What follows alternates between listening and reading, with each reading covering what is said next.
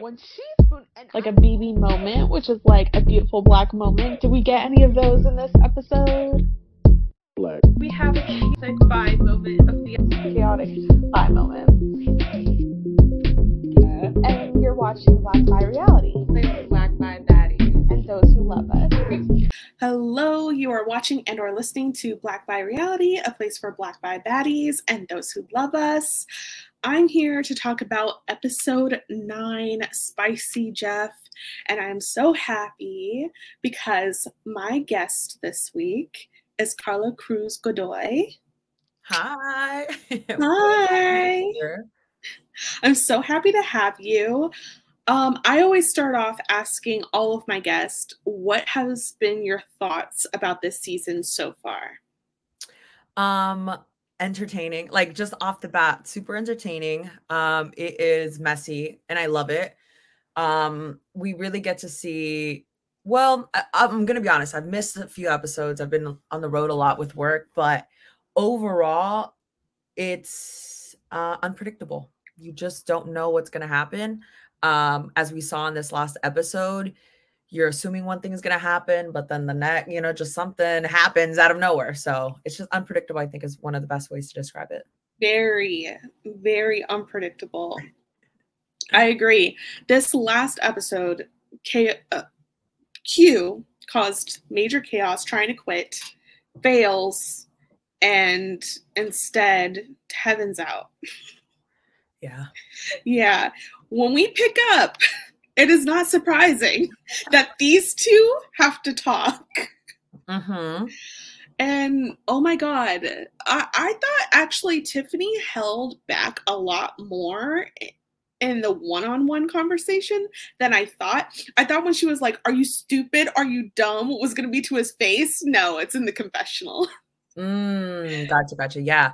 No, I agree. Well, it's also hard, right? Because you're coming back from a tribal that who knows how long it is. You're exhausted. You don't know what time it is. All you know, it's time to go to bed. Mm-hmm. But you know what though? She is justified in everything that she said, because why are you telling other people? Well, first, it's lying. You should not have told. But then why are you telling people other people's business? But it's a game. It's a game. So I understand both sides. That's why I can't really be too pressed, but she got her licks in as she should have. Absolutely.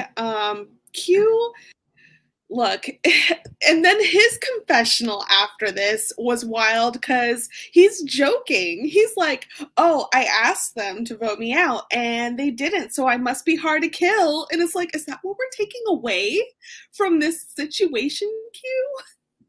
Well, yeah. It's funny because that was my initial reaction, right? I was kind of like, okay, but your reality out there is your reality, right? Like, yes, we have the privilege of seeing so many other perspectives, but for him, maybe that's exactly what he's thinking. But I just love how later on in the episode, his confessionals are like, well, if I live to see another day, I'm going to create more chaos. And I'm like, all right, well, if this is what his narrative is, and this is what he wants to do now with the time that he's, if it's on, if he knows his time is limited and he's just going to create disaster, and he knows that, keeping him in the game is a mistake on their part, do it, own it. Yeah. I had to turn to, some being a little mischievous towards the end because I knew my game was done. Yeah, basically. I mean, there must be freedom in that because first he's trying to lead the 6-person alliance, even though he's taking them out. And now he's like, I did the worst that I can do. I'm just in for the ride at this point. Right. And I'm still here. So it must be a problem with them, not with me. Yes. Yeah. Now, poor Liz, I did not expect this. She was really upset. She was like, I made this move, which we got to talk about what you think of all these players trying to claim moves already. But she was like, Tevin was supposed to be my big move and he stole my thunder. You know what? There was, and I was thinking about this because I watched the episode today. I'm trying to focus on other things. But I watched it today and there was a moment, this took me back to, I can't name what move it was or like what tribal or who got out, but I remember crying in a confessional or just being really upset. We had merged already, I think, but the producer pulled me aside and he's like, why are you so upset? And it was the same thing. I was like, I'm upset because I know this was my move, but someone else is taking credit for it. I get it because yes, it's early, but you need to have, I think, something, because then you're going to be carried and you don't want to be carried. So absolutely. I feel Liz so much because I was there. That's a good one. After this, I feel like one person who is feeling herself and is very happy is Venus. Venus, and I've been saying it all along that Venus and Q are kind of the same. So she also has still the perspective that Tevin's vote out was her move. Then she's like, okay, this is great. Q, maybe I'm not going to be on the bottom anymore because everyone's like, what the hell was that with Q? And she tries to talk to Q and Hunter.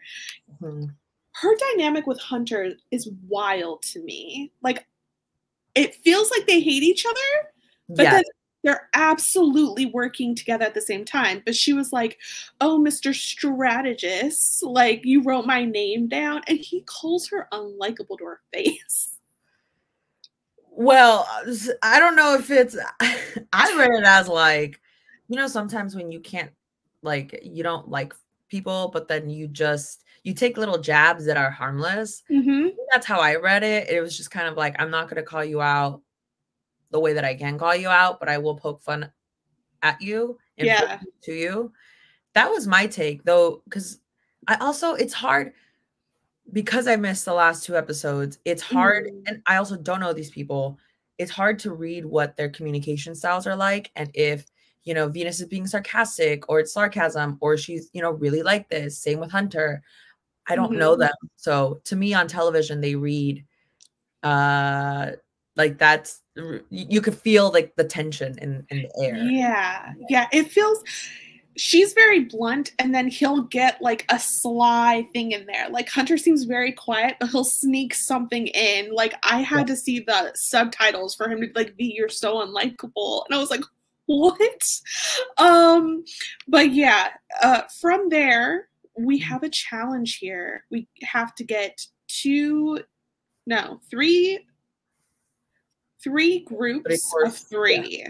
And this, I felt like it was telling. They let her tell Jeff that this was just all random, but I'm not buying that. Are you? Did we, and I don't remember much, but did we see them making selection or they just showed up to the challenge? No, we saw them make a selection. So basically how it starts is that Tiffany's like, oh, Ben and Kenzie is going to be one. So, I mean, Kenzie, we saw Kenzie get close to Ben after he had his panic attack. So I think that's like a slow brewing thing. And then it's not surprising that they basically replace Q. That solves that. After that, we have Maria and Charlie, which are like, they're a duo since the very beginning. But then they also include Hunter, which is very interesting. And then the last group, which I think is still the most telling, is that Venus, Q, and Liz are a group. That's so true. Well, yeah, in this situation, they chose the way. I mean, it seemed like they were honest-ish. Yeah. Right up until you get to where I think Jeff is asking like Liz and Q and Venus how it happened. And Venus was like, we just walked up and this is what was left. But I mean, that goes to show kind of like what the social dynamics are out there. I mean, I don't want to say it sucks. We try to randomize it as much as we could in terms of like we pulled sticks or drew rocks. But not, if it was going to go down like that, I would have fought. Yes. It's been like, okay, this is the group I'm, and some people actually did, I think, because there's one challenge we did similar. I think it was the 3 in like pairs, or I don't know. But folks were just starting to pair up with Ryan because obviously he's super strong. And then eventually the whole group was like, no, we can't do this. It's not fair. If you Ryan. Yes. I mean, this challenge, it was okay. I thought this latter one was interesting. I couldn't believe, though, we brought the, like, balls and the hoop, like, for a second time. And the first time Tiffany and Q were, like, pretty much struggling and lost. And then this time, at the beginning, Jeff calls it that Venus, Q, and freaking Liz were gonna be first out. That's not fair. I don't know what's going through his head. I mean, sometimes he will say things, you know, that will rile you up. Sometimes you agree. What was he? I forget why he said he was doing it. He was like, "Oh, I'm putting my fan hat on, so this is what everyone at home is thinking." And it's like, how do you know that? We haven't even edited the episodes yet. So, like, I don't know. And I'm just thinking, if I'm a castaway, like, I don't want you to tell me if I'm winning or losing. I'm just trying to focus to get through it. And now you're putting this expectation on them to, and I'm assuming Jeff thinks that he's motivating because he's now like, prove me wrong. But it's like, you don't need to motivate Q. You don't need to motivate Venus. Yeah. I don't really. Right.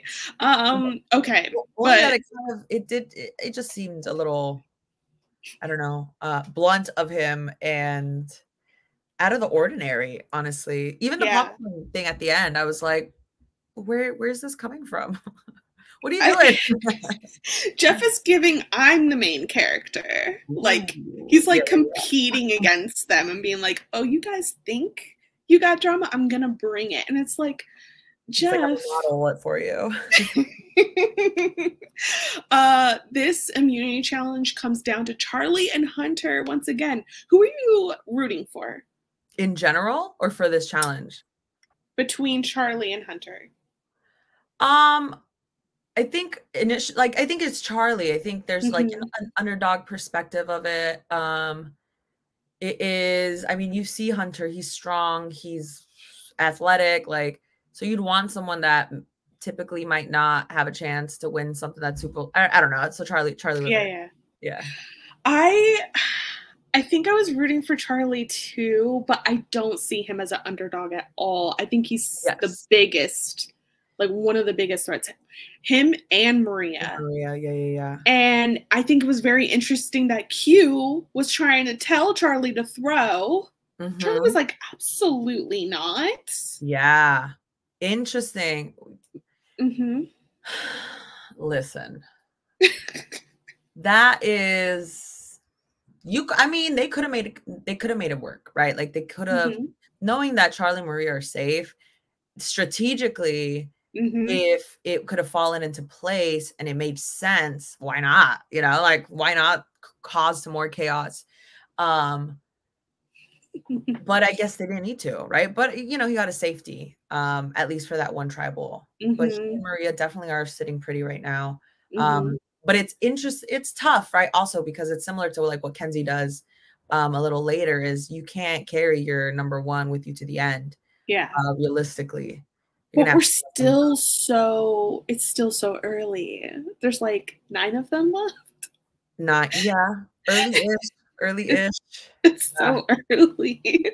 But yeah, we'll get there. I think watching Charlie in competition mode is also so funny because he gets like so much more serious than when he's talking about Taylor Swift. And like, I've noticed both times he'll like look over at Hunter and he's like licking his lips and stuff. I'm just like, I watched it with my partner. My partner's like, this is very like bi energy. So I have to pay more attention. I've had noticed. Yeah. But yeah, so he wins. Good for him. Everyone's left talking. Oh my goodness, the different groups that we have here. There's so many names that are being thrown out. This cast can't just throw out 2 names. Usually we get 2 names and one's obviously the edit is trying to throw off the track. Yeah. We get 3 or 4 before we hit tribal. Correct, right? Because we've heard Kenzie throws Tiff under the bus and was like, maybe we go for Tiff. yeah. Which then back to whose move is it? Maria falls into the trap of like, actually, I don't want to do it because now Kenzie wants to do it. And it's like, she wanted to target you, Maria. Shouldn't it be more of a priority to get her out no matter if her +1? Yeah. Well, I mean, it's early in the game for Maria to be stressing so much about whose move it is, because let's say it does happen, right? Mm-hmm. But then let's say that Kenzie gets voted out. Maria can then just claim it as hers. Exactly. Right? But then you have Kenzie at the jury who then can but there's always elements of a vote that if you have something to do with it, even if it was like I corralled 3 out of the 5 votes, you can still claim it. You just have to be really good with your words.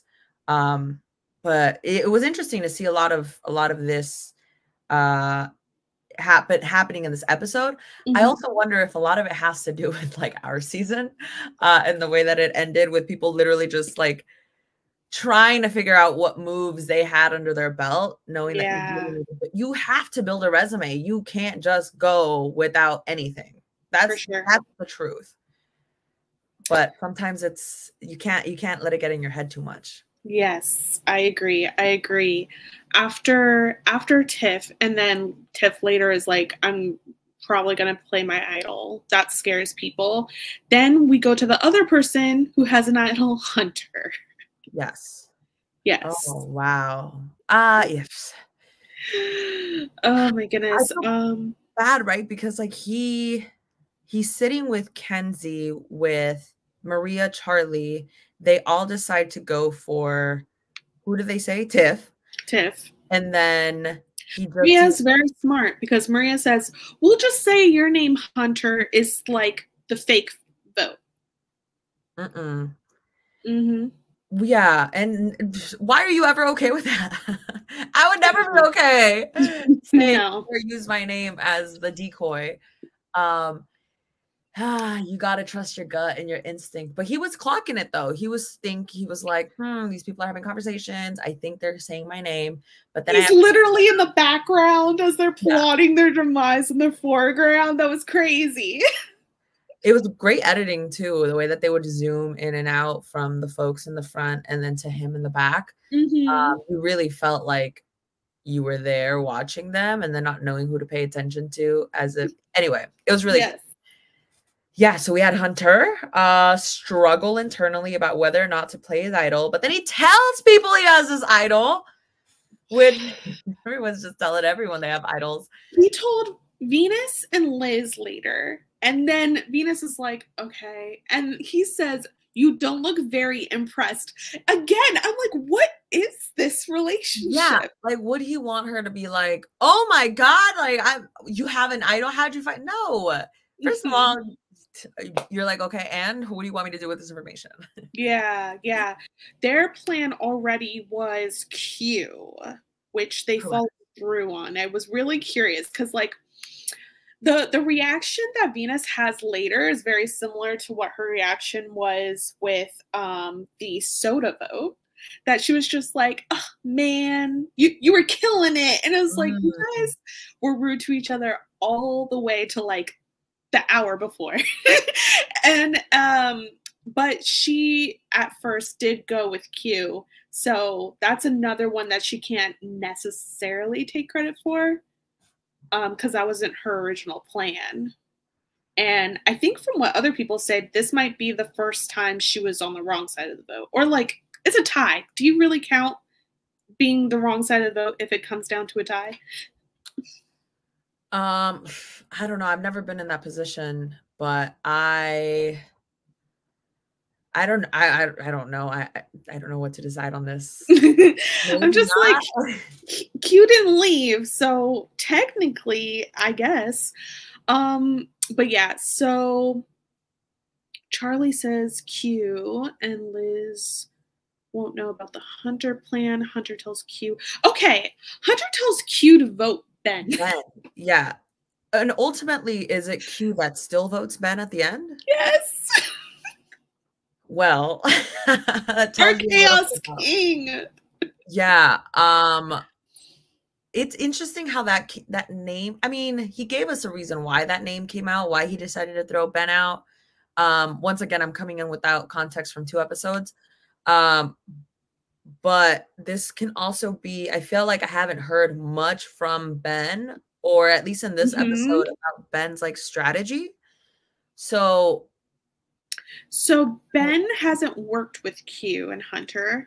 That was the reason he gave. Ben's also kind of on the bottom because his number 1 on Sega was Tim, and Tim was out on that double, and he was really disappointed. But yeah, Ben's making waves with Kenzie, which he's in a if you're gonna be in the bottom, you want to be that one. You want to be Ben versus like Q, Venus, Liz.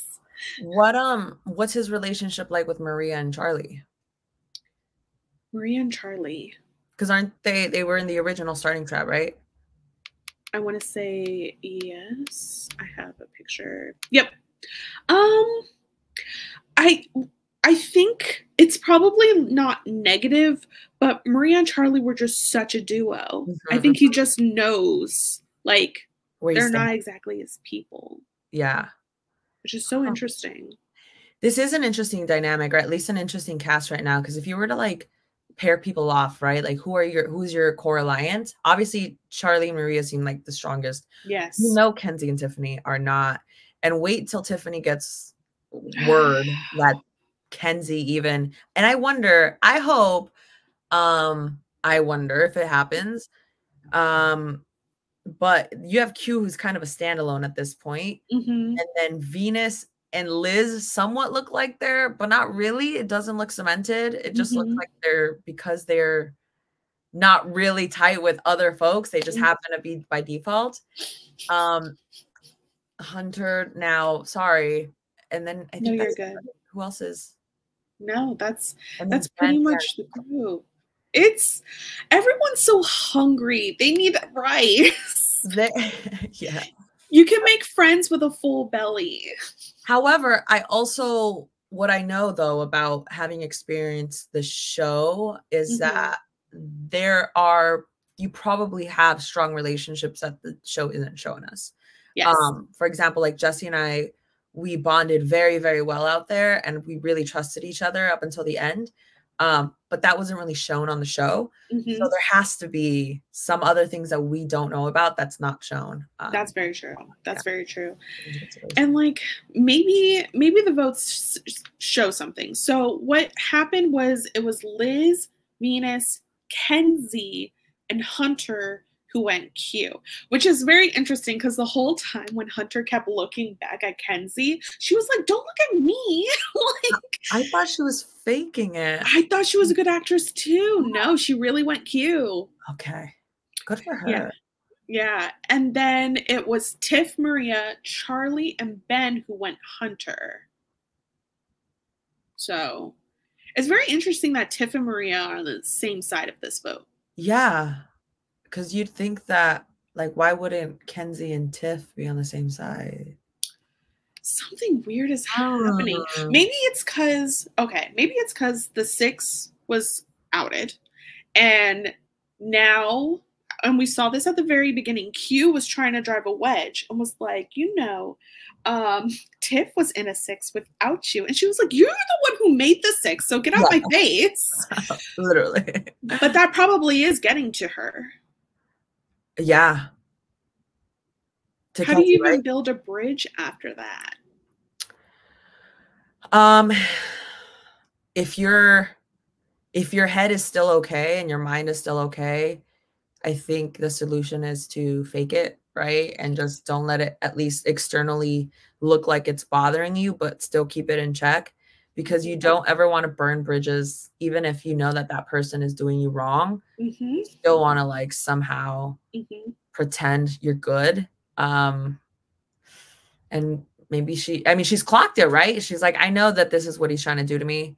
But also with Tiff, I clearly that's why she was also kind of like throwing her name out. She Yeah. probably felt like both of them want to leave me out of the 6, then let me play my own game. Which you have to do at some point. You do. Yeah. If I was Tiff, I would be like, yeah, I kept it a secret from you, but like later when we're closer to the 6, I would have used you to take someone else out in the 6. Because what do you really care about the people on the other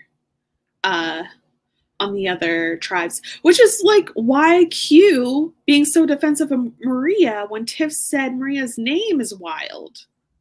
Because it's like that's your number one. Why are you gonna blow up everything over your number one eyeing someone else? Yeah. This reminds me of it reminded me a little bit of Ryan, because once we merged, Ryan was kind of on the bottom at this point because we had voted out Gio. We merged and we had, clearly we left him out of votes. And we were like, well, if he gets to the merge, he is a free agent, and free agents can cause some chaos, but they're also really necessary. That's what Q's remind me of, like the power of being a free agent. You can just easily tag along to little alliances here and there and not feel bad if you have to flip and flip and flip. If that's his game, that's his game. But the hardest part, though, is if you flip-flop too much, who is going to stay loyal to you if they are on the jury? Clearly, we're at the jury phase. You can't flip on too many people because then you don't get their vote. I know. Oh my goodness. Is there anything else you wanted to talk about for this episode? No, I just think that it is beautiful chaos. The confessionals are spot on from what I know, right? There can be a whole storyline we don't know about. Yeah. But it is just starting to heat up, and I just can't wait to see what happens next. Though I do need to rewatch what I've missed just for context. Also, just to kind of think about like what could be going through Tevin and Soda's minds as they watch from the jury. Given they what look over it. Yeah, I mean, it sucks to be blind. They were both blindsided, right? It sucks to be blindsided. Yeah, I noticed that, and we don't cut to them often, but they looked very over it. And it's very interesting. I wonder how long these tribal councils are that are so chaotic. They're long. I don't know how to tell you how long they are because we don't have a concept of time. Yeah. But I'd say maybe like an hour and a half to 2 hours, because then you have a lot of probably like the talking with probes is about an hour. He tries to ask everyone questions once or twice. And then there's pauses in between and like switching of tapes and shit. But yeah, it's interesting. Yeah. And it's a lot. Because then what happens is like they leave you in tent. So like you arrive, and I don't think it's fully night by the time you arrive, or fully dark. And then you have to sit in a tent for who knows how long without talking to each other. And you're just like, God. So you're just sitting there. Sometimes people are napping or sleeping, or like just like staring and off because you can't talk. And then you get out and then they walk you through. You grab your torches, blah, blah, blah. You get the whole, it's exhausting. It's an exhausting night. Who knows what time you come back? Anyway. Yes. Oh my goodness. At this point, one of the questions I have is, what is the chaotic buy moment of the episode? I wrote down it was Tiffany and Kenzie picking Ben, only for Kenzie to later turn on Tiff. I was like, oh, my new trio, because I have been rooting for this one since the beginning of time.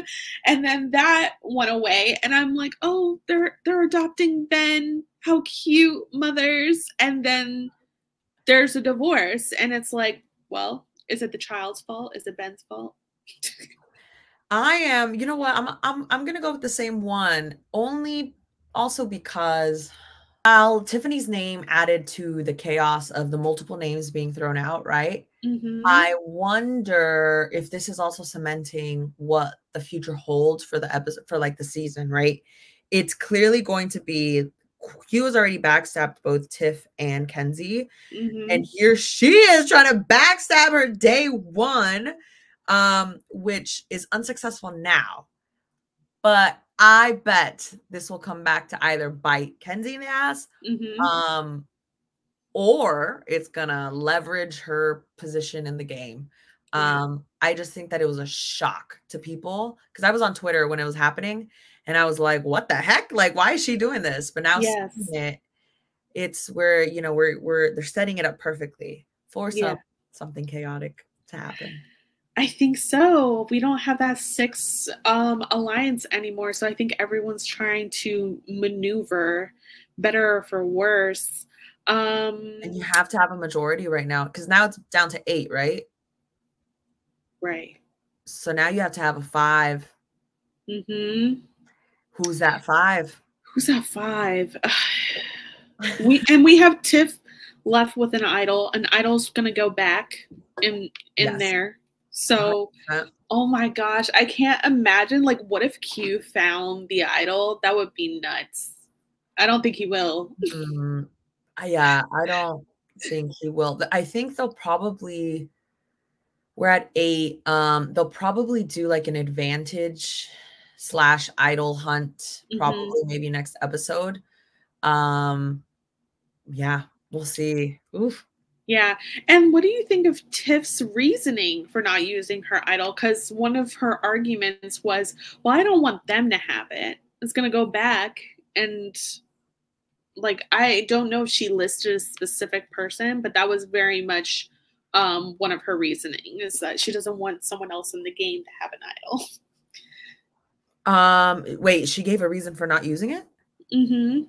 She was like debating. She was debating for sure. Because at first she was telling everyone, which this is also something that I want to talk to you about, is that she tells everyone, I'm going to use my idol. Hunter does the same. And then she doesn't. Like, well, it's strategy. It's strategy. But is it good strategy? Well, I was under the impression during Cody's episode, the boot episode, right? It was a wonderful plan, though it would have served the purpose of blindsiding me, so not that wonderful. But it was, you were flaunting it. You were flaunting your idol and saying, I'm going to use it. So either vote for me and know that I will use it, or more than likely we were telling them we're going to use it, so don't vote for us. And then we weren't going to use them. So you could do it for either way, or you could really be honest and be like, I'm really going to fucking use it. But I think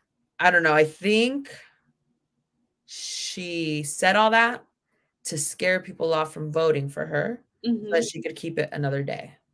And so that is super strategic and good for her for reading the room, because she easily could have, used it. Yeah. But on the same coin, Hunter.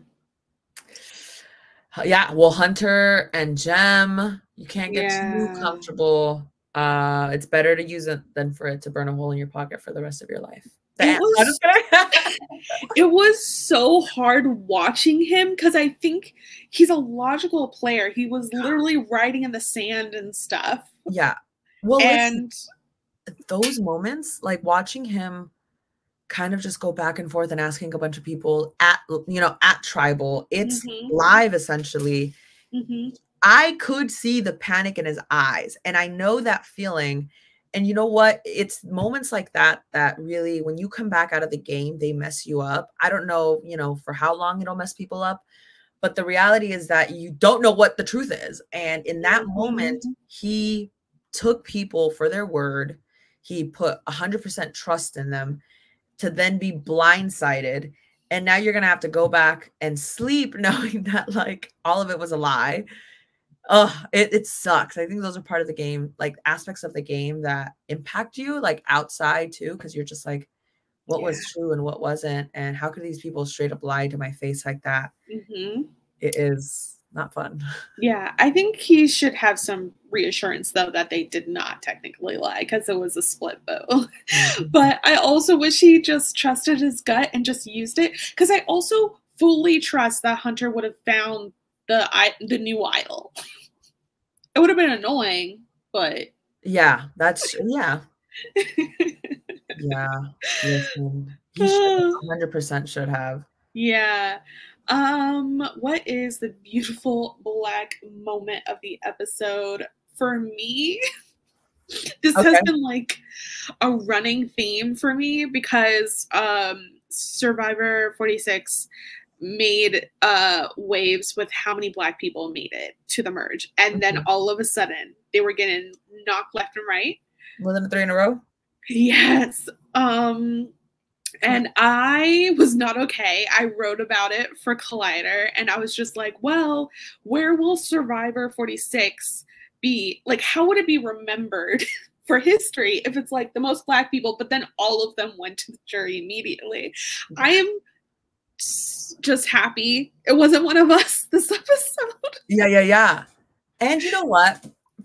Iconic moments of this episode, I have two. There's just two. So Q just being Q, like, absolutely, we can critique his game and be like, he's messy and chaotic, but he is making waves and being splashy, and look at the attention that it's bringing to him, and it's beautiful to see. And then I really loved when Tiff, I think they were on the mat, yes, going back and forth. And I was like, you hold your ground, because there are moments where in the game, you're just like, you don't want to stand out too much, or you don't want to like speak up for yourself, because you're like, shit, what are people going to think about me if I do clap back? She did not care. And that's what I love, because you have to speak from your chest if it really means something to you. And it clearly did. And so I just love to see her and Q go at it, but also Q just being Q. Also, Q later on says, well, I'm past that. And it's like, of course you're past it, because your game wasn't hurt. You hurt her game. Yeah, exactly. He's wild. And he probably will come back for another season. Listen, I don't know men too well, because I'm married to a woman, but I'm like, dang, the psychology of men sometimes, I'm like, okay, I would have never done that, but exactly. Oh my god. For the teaser, I don't know if you heard or saw the teaser, but the teaser for next episode, Liz says these people are making her lose her mind. So, but I also think it's the fact that you're not eating because you're allergic to everything on this beach. Yeah. Especially now that we're to the final 8. What is it going to be, like day 18, 19-ish? It's the final stretch-ish, but you're not eating, your brain isn't thinking well. But I also wonder if like people are just going to go back to the island, like bicker and fight, which I'm all here for, which might be a lot. Because if people, like for me, one of the things that didn't, like if people were like angry, or if people like had outbursts, I couldn't stand that, just because of like the way I just had like my own little past trauma with anger. So maybe there's fighting, maybe there's, who knows? Yeah. But I'm here for it. I think it's Liz as well in the teaser that yells, and it's like, it's a screeching yell from the depths. She yells, "You blew up my whole game. This has to be the Q. Like, it has to." But I don't know. I think so. Who else can get Liz worked up like this? That's true. It would shock me if it was someone else, but who? I can't wait. And then she calls people hoe bags. I'm here for that too. That's a throwback. When have we heard hoe bag on television? I couldn't tell you. I don't know anyone who's used that word. We just call people hoes. Yes. Maybe she said hose, and then maybe they were like, no, there was absolutely a bag part of that. Which is like, wow. And then Maria, who's like, I think she's losing it just a touch. She's still really good, but we get a clip of her trying to talk things out with right? you. Yeah. Listen, if you can incite people to be chaotic, why not? And if it doesn't fall back on you, you got to build shields. And sometimes you got to feed shields. Yes. So that's what that promo gave me. Granted, who knows? She might be talking him out of something. Things, if you don't see it come out of their mouths, that's when, you know, editing might have something to do with it. But yeah, but she does. I did not put a quote down for what she says, but it sounds like she's like ready to work with him, which makes sense because of the long list of people that Q screwed over. Maria's not one of them. He blew up a lot over defending Maria. For her, yeah. So, well, wow. Listen, what does that mean for Charlie, right? What does that, and maybe it's the scramble for the 5, which is what people are probably trying to do. And like Q is, you know, a free agent. Free agents, especially if you want to bring two pairs together, you need a free agent in this. So we'll see. My prediction, hold on. All right. Okay. Let's do a prediction. Who do you think are the 5 and who do you think are the 3 for next week? Because that's how it's going to have to swing unless idols are played. Right. But, okay. So who's going to be the 5? And who's going to be the 3? Okay. How it's been going is that allies are going. So it was Soda, it was Tevin, it was Hunter. Maybe Q, because Q was Hunter's. And then if it follows that trend, it would be Kenzie or Tiff. My wild guess is that it's going to be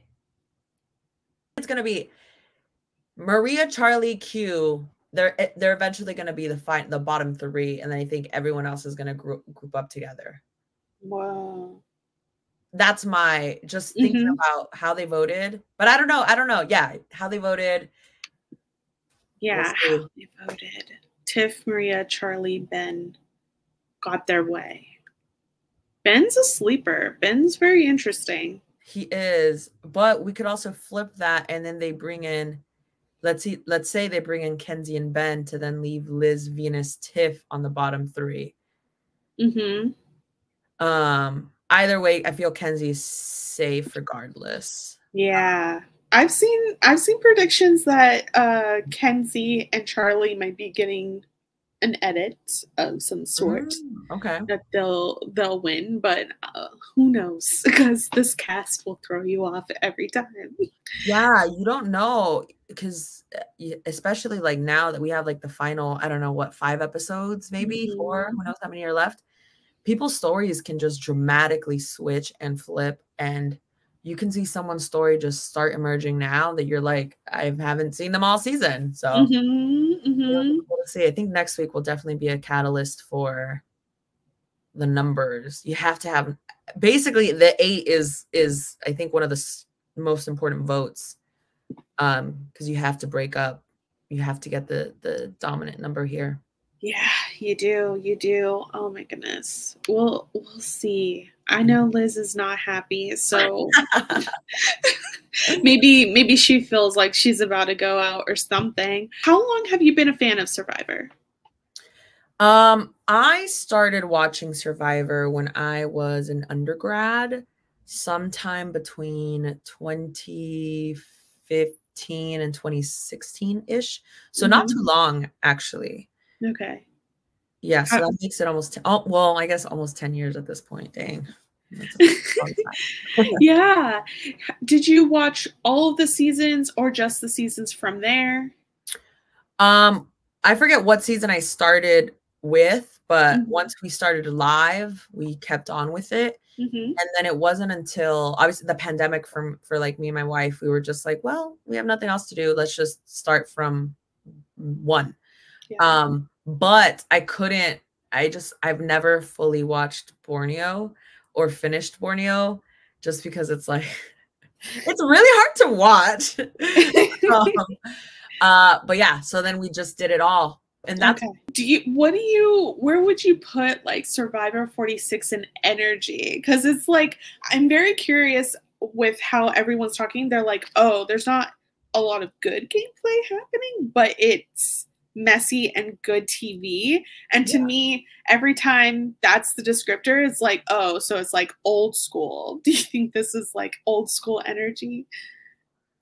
It gives chaotic, but nothing can compare to old school because you just had blatant racism and like sexism, you know, like that was just a whole different beast. And when people are like, we want old school, I'm like, you really want that though? Like, you really want that? This is like fun drama. Yeah. It's fun, unhinged. I put it's hard for me to, I couldn't really tell you much where, but let's just rank in terms of energy for the new era. I think the energy is top of the list for me, at least at this point in the game. I'm seated. I want to see more. Yeah. Would you ever come back? It would. I know they wouldn't be able to tell me like what the season is and what it's about. Yes, I think it's hard to say no. It's hard to say no. But yeah, I think I would. Who from this cast would you want to work with? Oh, oh, that's a hard. Who from this cast? Yeah. I mean, I want to work with all of them, but you know, I'll give you someone who I'm gonna have to shout out Jelinski because oh my god. I play Fortnite with Jelinski and he's just really cool. I wish I could have seen more of him. And so I'd say that that's who I'd want to align with. Just so I'd know what he's, you know, like and see his gameplay. Nice. Ooh. Did you play Fortnite with him after the season aired, or did you know him before? No, I while the season was airing. Okay. Yeah, I'm still trying to figure out more Fortnite players. So if anyone's watching and you play Fortnite, I do not. I'll try to learn for you though. I'm such a fan. Oh, that's really funny. And like the way that now several is in the Survivor lexicon. Yes. I mean, listen, legendary. That's super legendary. You know what else is one thing that I'll say this here. I haven't had a chance to say it anywhere else, but I've like talked to other folks.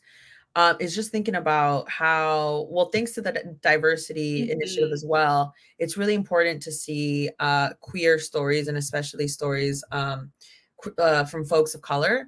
And I wish we could see more of it. I know sometimes it's hard to tell someone's story without it being too stereotypical or campy. But I'm glad that we have more representation. And I think that's always needed with just seeing how diverse the world is. And I think that's one of the reasons why I applied. And I was like, I'm not white, but I'm pretty sure I could do well at this game. You need me on your show. Right. Yeah. Here's a theme that I have, but it's kind of, I just kidding. Yes. So, but it's like it could be controversial. What do you think of a queers versus straights season? Listen, it would be so messy. Yes. Okay. We got Jam on one side. We got you on one side. Not even that, but it's like I feel like sometimes queer banter can like be a little flirty. And so I would love to see a queer season because you just don't know what could happen. And we could be like kikiing one day to then like flirting the next to then like blindsiding each other. It would be really cute. I'm all for it. Same. Or just like a full queer season. Absolutely. What do you title it, right? Well, or like, how would you even get that passed? Imagine being like going up to production, being one of the writers or whatnot, and being like, "Hey, this is an idea," and they're like, "No, what do you think this is?" I think I think you could hoodwink the straights and be like, oh, it's new era, all returnees, and it just happens to be all the queers. It'd be so hilarious. It'll just be very unsaid and just be like, oh, wait. You're right. Like, I'm putting it all together right now. Yeah. Oh, all right. It was so fun talking to you, Karla. Where can people follow you for more of your Survivor thoughts? So on Instagram, I'm yes queer, YAS queer. And then on Twitter, I think it's my full name, Karla Cruz Godoy. I don't post a lot about Survivor, surprisingly, but I am, and I will sometimes though, but I'm pretty active on social justice matters and education and leadership, shit that, is happening to us now. So if you want to follow for those reasons, or just to like kiki about Survivor, because I will be like, right? Follow me. And if you're in education, follow me. I think that's super important too. Yes. And I am your host, Nicole Weaver. As usual, please follow Black by Reality across all socials for more of the Survivor recaps. Next episode, we'll have Dwight Moore back. And yeah, in the comments, let me know who else you want to see, but it's going to be more Black and queer voices on Black by Reality. And we still have so many other recaps here. And Just Like That, Love is Blind, you do Traitors. And Just Like That, yeah. I have all of season 2 is on here. Can I tell you that my queer awakening in middle school was my obsession with Sarah Jessica Parker? Because I was obsessed with Sex and the City, why was I 11 years old watching Sex and the City? She was my first woman crush. Yeah. Ooh. And did you just read that apparently her and Kim Cattrall are have reunited for season 3? Like, I think that they're filming together. Sorry. What are you talking about? Are you? I'm not kidding. I think I just passed it. Whether it was like on Twitter and Instagram, they're like SJP and Kim Cattrall got together for whether it was an episode or whatnot, or to like talk about season 3. I don't know what the fuck, but we're on that. Listen, if you want to bring me on for that, I can, or any Sex in the City stuff. Obsessed. I love that park. I don't know. Now do you watch like the L Word or like the Generation Q or anything like that? I do. I'm so behind on Generation Q. Yeah, I started the last season and I haven't finished it. But yes, okay. I've watched all of the L Word. So the queer stuff that we also recapped on here was the Queer Ultimatum, which season 2 is coming at some point. I need it. And Couple to Thruple on Peacock. Interesting. Mm-hmm. It is so it's couples who are looking to going into polyamory, and there's a bunch of queer singles that they choose from to invite back at the resort. And like, but is it just like hookups, or is it like emotional too? No, they're like, this is a full-on relationship. That's the goal. You're gonna leave as a throuple. Dang, that's a lot of pressure. Well, it is. Like, I'm practicing like E&M, and I could not imagine signing up and being like, we're gonna choose you out of this lineup to now come home with us. Like, damn. Yeah, definitely check it out. I got interviews on this channel also with the cast. So look at us linking up. Okay, I love it. I'm just covering Survivor right now and then waiting for Perfect Match to come back, and Big Brother, of course. Nice. Are you a Big Brother fan? No. It's funny. I want to, I saw Suri at one of the parties in New York, I think it was, at some point. And I've heard from her, and maybe she tweeted or said it, that like that was the hardest thing ever for her to do. And I want to know why. But I've also heard from like Ozza and there's other folks that I've talked to that they're just like, and like Izzy. Yeah.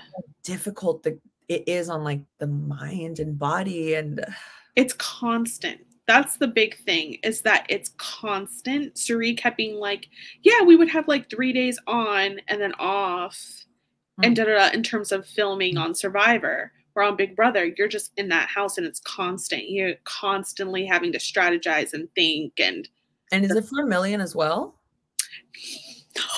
No. No. Yes. No. I know. And isn't it longer? Yes, they did 100 days. What? Yes, and she was there the whole entire time. Oh, and what did she get? So if you don't win, do you know like what the pay scale is? The pay increases. But no, I don't have the number because she placed 4th, I think. So, but she's also Suri, so she probably got more. Yeah, I wonder too, like, well, with Traders, right? Because she did like the first season of the reality, or I guess just the first season in general. Yeah. I wonder if they invited her and were like, we're gonna pay you a premium for being here because you're Suri. Because I know that Sandra has talked about, or like other folks from season 2, they were like, Sandra was asking everyone and telling everyone how much she got paid up front. So I don't know if she We love that. We love transparent. Right? Hey, absolutely. Anyway. Yeah. Well, thank you so much for having me. Of course. Of course. All right. Until next time, guys. Bye. Bye.